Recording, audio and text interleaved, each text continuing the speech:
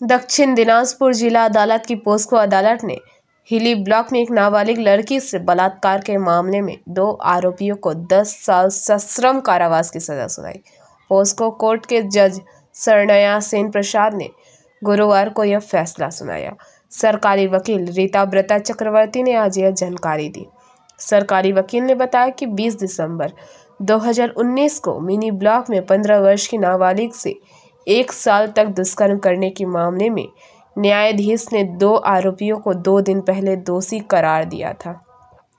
आज जानकारी कोर्ट के न्यायाधीश ने दोनों अभियुक्तों को धारा 341 के तहत बिना श्रम के 6 महीने की कैद की सजा सुनाई और पॉक्सो अधिनियम की धारा 6/18 के तहत दोनों अभियुक्तों को 10 साल की कैद और 10,000 रुपये के जुर्माने की सजा सुनाई। रुपए नहीं देने पर और 6 महीने की कैद की सजा भुगतनी होगी।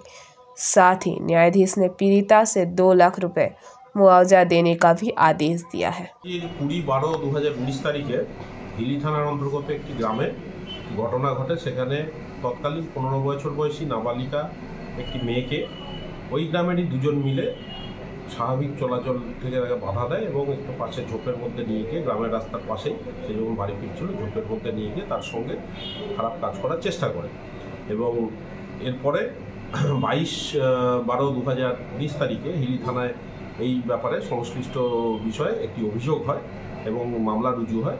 মামলার বিচার চলছিল learned special court POCSO Saranya Sen Prasad মহাশয়ের ঘরে।